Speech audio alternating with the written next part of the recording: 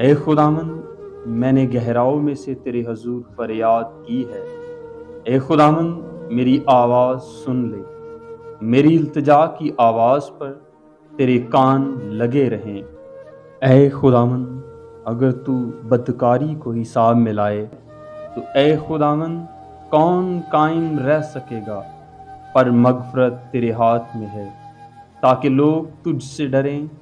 میں خداوند کا انتظار کرتا ہوں، میری جان منتظر ہے اور مجھے اس کے کلام پر اعتماد ہے۔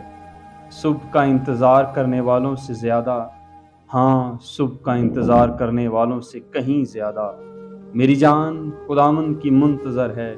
اے اسرائیل، خداوند پر اعتماد کر، کیونکہ خداوند کے ہاتھ میں شفقت ہے، اسی کے ہاتھ میں فدیہ کی کثرت ہے، اور وہی اسرائیل کا فدیہ دے کر